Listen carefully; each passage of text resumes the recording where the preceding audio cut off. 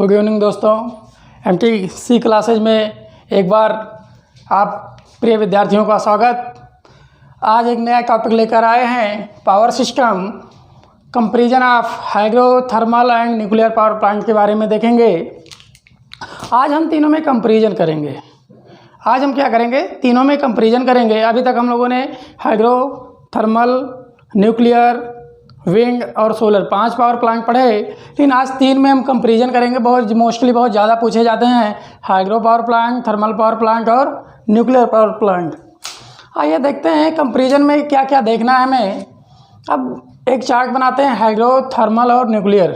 इस तरीके से एक चार्ट बनाना है। इसमें देखना है किसका स्टार्टिंग लागत मूल्य ज़्यादा है, किसका रनिंग मूल्य ज़्यादा है, किसका कम है, किसमें मेंटेनेंस चार्ज ज़्यादा है, या किसमें ट्रांसपोर्टेशन चार्ज ज़्यादा है, या किसके लिए ज़्यादा जगह की ज़रूरत पड़ती है, एज ए मोस्ट स्पेस की ज़रूरत पड़ती है, और किसका ट्रांसपोर्टेशन या ट्रांसमिशन डिस्ट्रीब्यूशन चार्ज जो है किसका अधिक है, किसका कम है, किसको क्लीन करने की ज़रूरत है। आइए आज इसके बारे में हम लोग देखते हैं।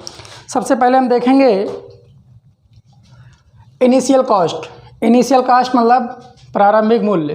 प्रारंभिक मूल्य के बारे में देखा जाए हाइड्रो, थर्मल और न्यूक्लियर में, तो जो सबसे ज़्यादा प्रारंभिक मूल्य होता है वो न्यूक्लियर पावर प्लांट का होता है।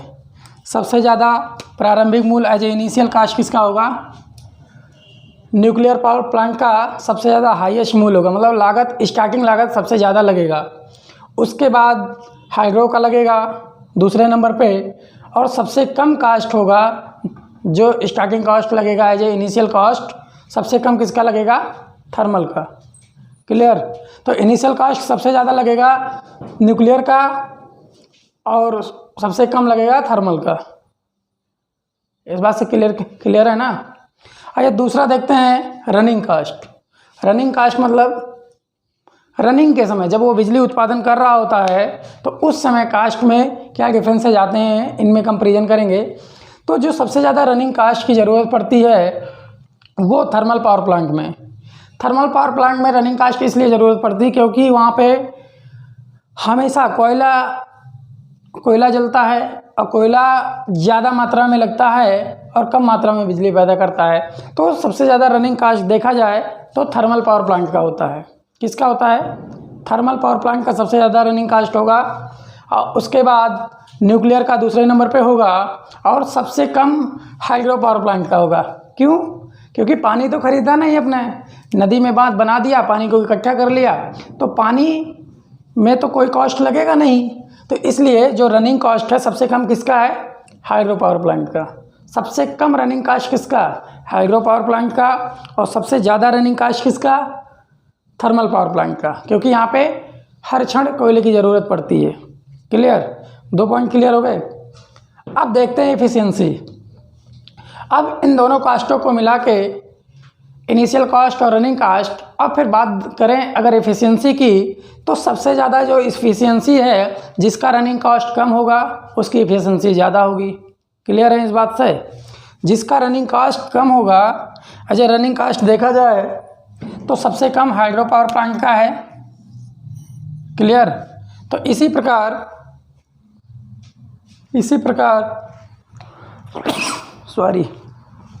एफिशिएंसी, जब हाइड्रो पावर प्लांट का रनिंग कॉस्ट कम है तो उसकी एफिशिएंसी क्या है? सबसे ज़्यादा है।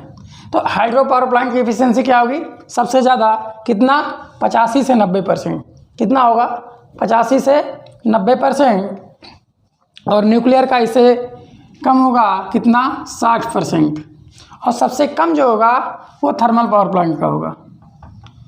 थर्मल पावर प्लांट की जो एफिशिएंसी है वो 25 से 40% है।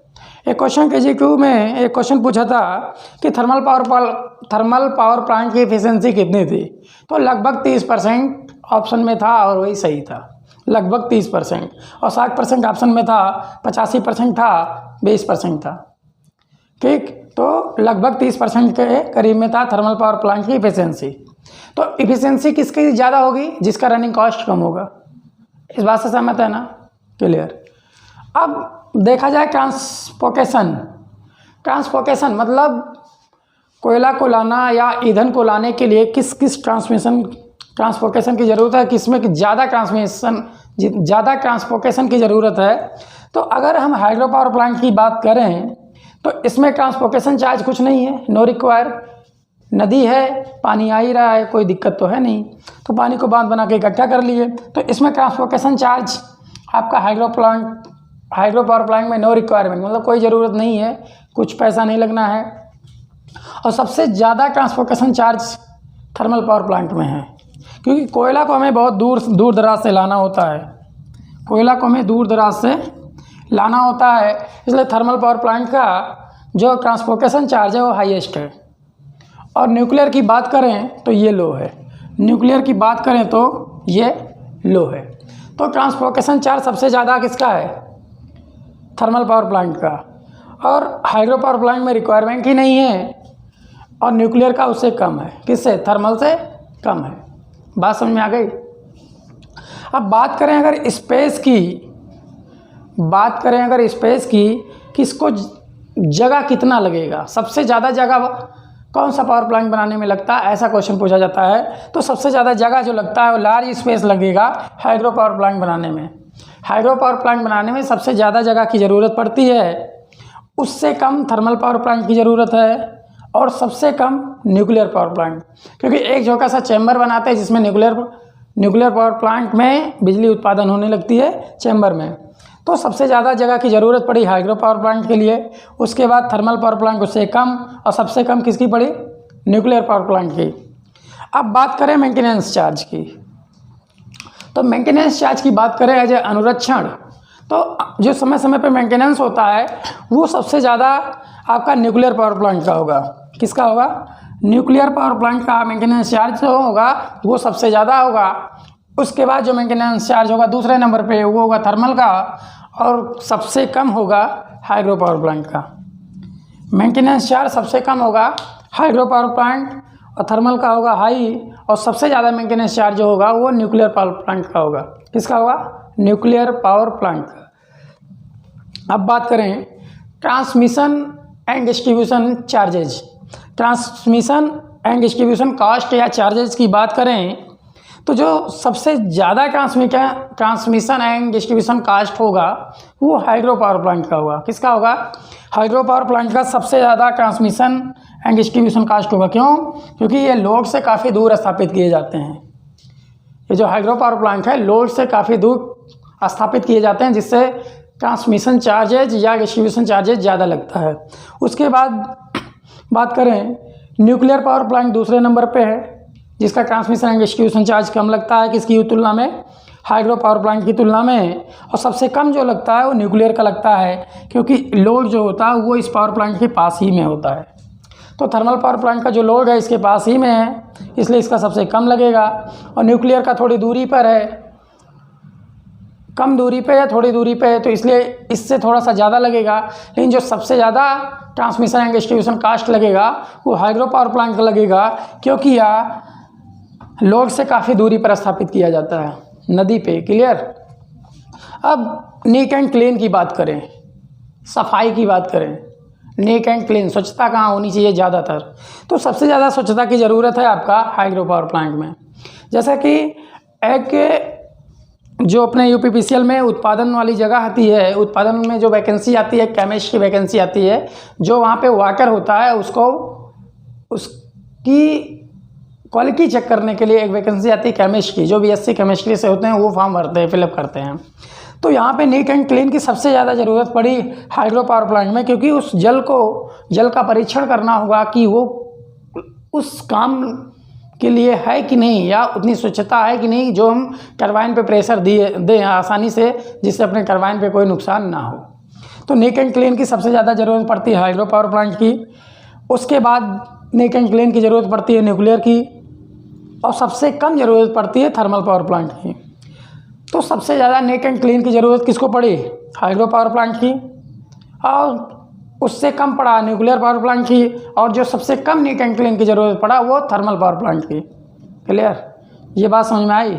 आज का ये जो छोटा सा टॉपिक था, यहाँ से चाहे आप TG2 का पेपर दे रहे हों, चाहे JEE का पेपर दे रहे हों, चाहे आप AE का पेपर देने के लिए जा रहे हों, तो इस टॉपिक से एक नंबर तो कंफर्म है, 100% लिख दें यहाँ इस टॉपिक से 100% एक नंबर तो बनना तय है। 100% गारंटी है कि एक नंबर इस टॉपिक से आपको मिलेगा। किसकी रनिंग कास्ट ज़्यादा होती है या किसकी स्टार्टिंग कास्ट ज़्यादा होती है, किसकी एफिशिएंसी कितनी होती है, किसका ट्रांसपोर्टेशन चार्ज ज़्यादा होता है या किसका ट्रांसमिशन एंड डिस्ट्रीब्यूशन चार्ज कम है या ज़्यादा है, किसको ज़्यादा स्पेस की ज़रूरत पड़ती है, किसको मेंटेनेंस की ज़्यादा ज़रूरत पड़ती है या नेट एंड क्लीन की ज़्यादा आवश्यकता होती है। तो इसी के साथ अब अपना पावर सिस्टम चैप्टर ख़त्म हो रहा है, एंड की तरफ है। तो हम एक एक नंबर इकट्ठा करके लगभग 5 से 7 नंबर इस जनरेशन से मिलेंगे आपको, इसलिए पूरा जनरेशन तैयार करिए।